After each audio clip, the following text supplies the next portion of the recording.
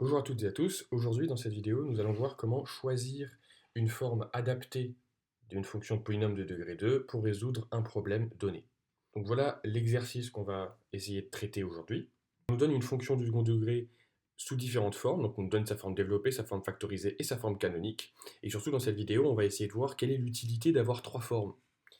À quoi sert la forme développée, à quoi est plus propice la forme factorisée et à quoi la forme canonique sert.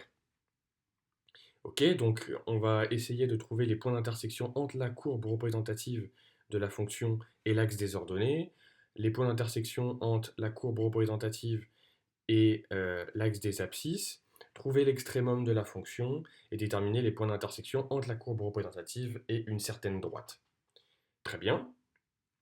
Donc déjà dans un premier temps, qu'est-ce que la forme développée, la forme canonique et la forme factorisée? La forme développée elle est donnée par cette expression, donc développée, sous la forme ax carré plus bx plus c avec a différent de 0, sinon le monome en x carré disparaît et c'est pas une fonction polynôme de degré 2 mais uniquement une fonction polynôme de degré 1. Ensuite, la forme canonique elle est donnée par l'expression a facteur de x moins alpha au carré plus bêta avec a qui est le même a de la forme développée. Et ensuite la forme factorisée qui est donnée par l'expression a facteur de x moins x1 facteur de x moins x2 lorsque la fonction admet deux racines distinctes.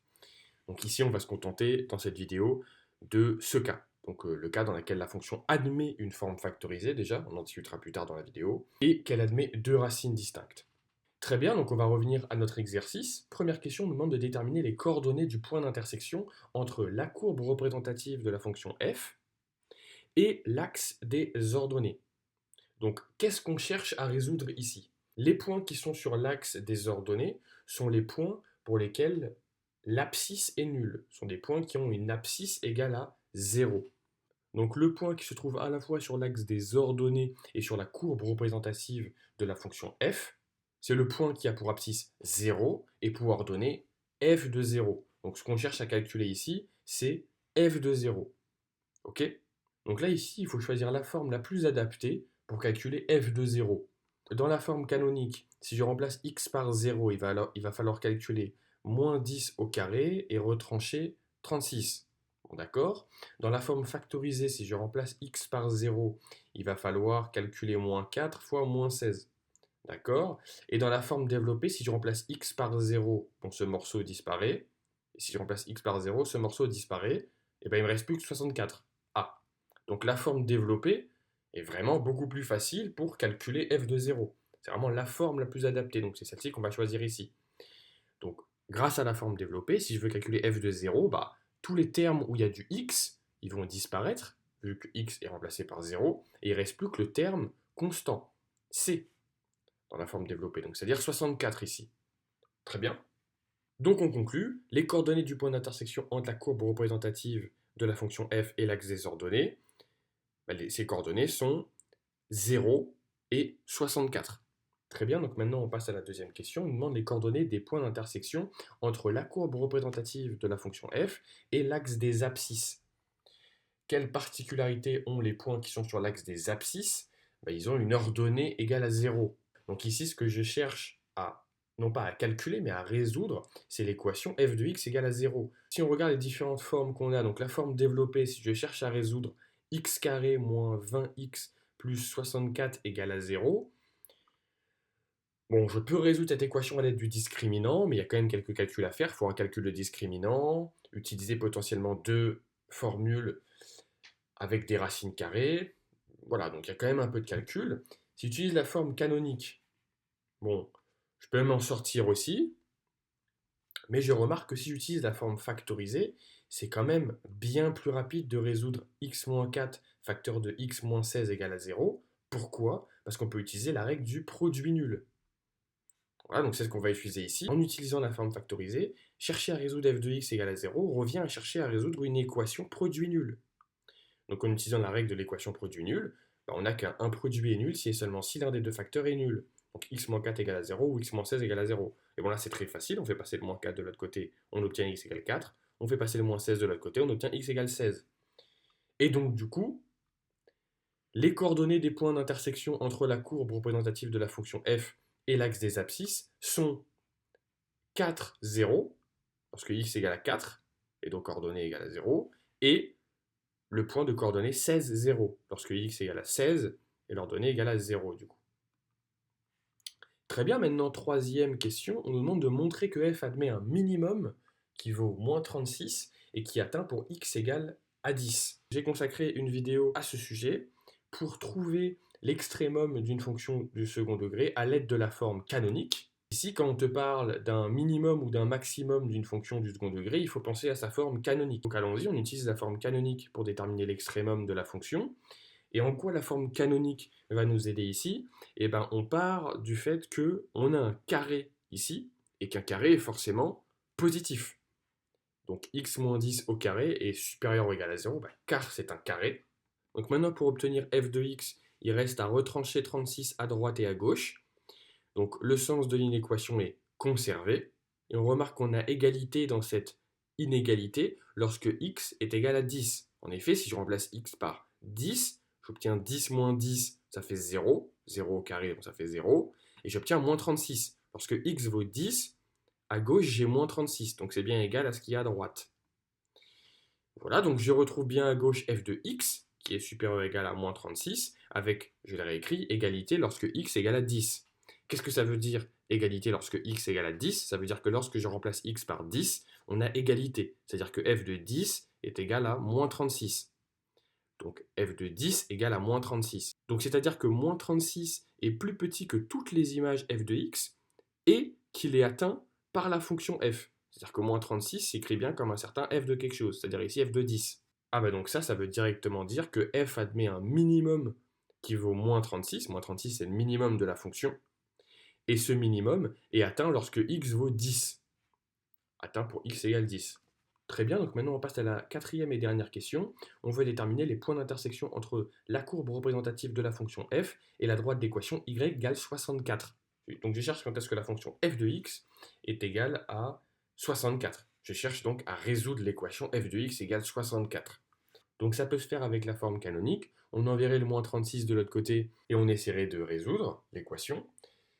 Avec la forme factorisée, c'est compliqué, il n'y a pas d'histoire de règle de... On ne peut pas utiliser la règle du produit nul ici, hein, parce que ça va être certes un produit, mais qui n'est pas nul, qui va être égal à 64. Donc on ne va pas utiliser la forme factorisée. Par contre, la forme développée, si je cherche à résoudre x carré moins 20x plus 64 égale 64, je peux simplifier par 64 à droite et à gauche. Donc c'est ce qu'on va faire, on va utiliser la forme développée, qui nous donne du coup cette équation. Donc comme on l'a dit, on retranche 64 à droite et à gauche. Il nous reste uniquement x carré moins 20x égale à 0. D'accord, est-ce que ça c'est forcément agréable? Ah bah oui, j'ai x en facteur commun dans les deux membres, je peux factoriser par x.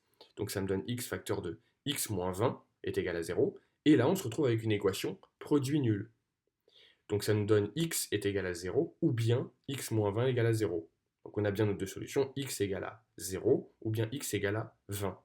On conclut, les points d'intersection entre la courbe représentative de la fonction f et la droite d'équation y égale à 64 sont donc le point de coordonnées 0, 64 et le point de coordonnées 20, 64. Donc maintenant à toi de jouer, je te laisse mettre sur pause avant de regarder la correction. Donc cet exercice il est similaire, on nous donne une fonction f qui est définie sur R, on nous donne sa forme développée, sa forme factorisée et sa forme canonique, et on demande de répondre à 3 questions en utilisant la forme de f de x la plus adaptée.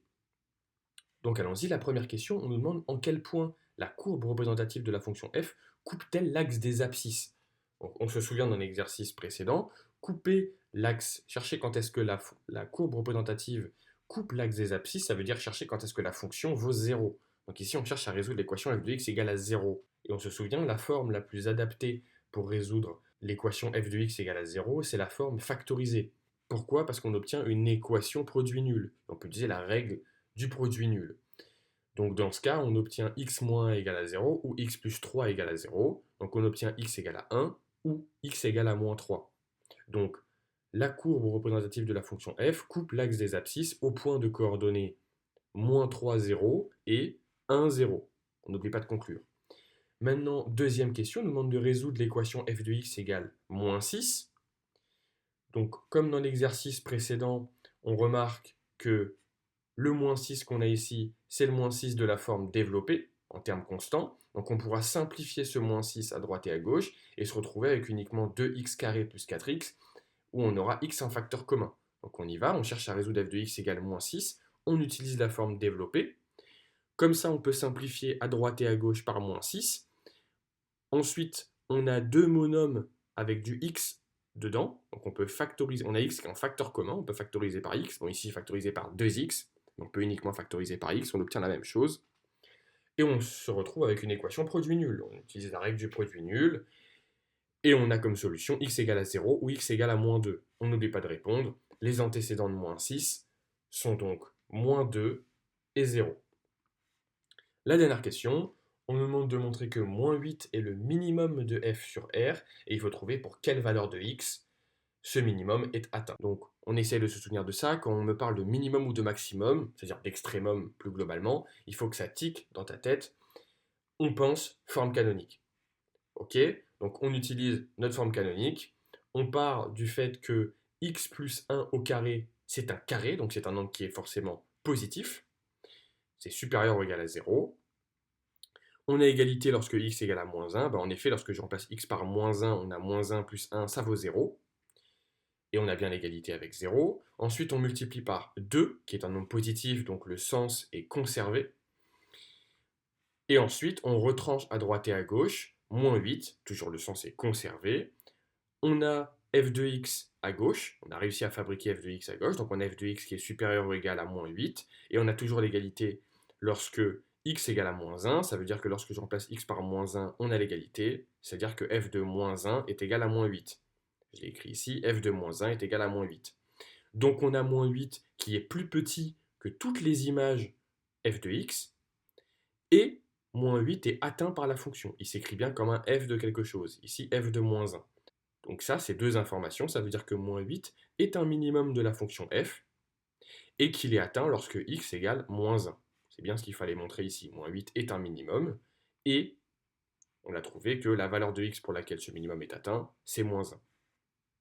Très bien, donc maintenant les points de vigilance. Il faut faire attention sur les différentes formes, parce que la forme développée et la forme canonique, elles existent toujours pour une fonction polynôme de degré 2. Par contre, la forme factorisée, elle n'existe pas toujours. J'ai dit dans le début de vidéo, nous on s'est limité, dans les exemples qu'on a pris là, uniquement à des fonctions qui admettent une forme factorisée. Qui plus est, une forme factorisée avec deux racines distinctes. Ok? Donc là, ici, je t'ai donné un exemple d'une fonction polynôme de degré 2 qui n'admet pas une forme factorisée. Ok? Si tu essayes de calculer le discriminant ici, tu verras que le discriminant est strictement négatif. Donc la fonction n'admet pas de racine réelle, donc il n'admet pas de forme factorisée. Il faut également savoir passer d'une forme à une autre. Okay, parce que dans cette vidéo, on a vu que certaines formes étaient plus adaptées pour résoudre certains problèmes. Mais si on te demande de résoudre un problème et que tu n'as pas à disposition la forme la plus adaptée, tu as une autre forme, et bien il faut savoir passer de cette forme moins adaptée à la forme la plus adaptée et répondre à ton problème.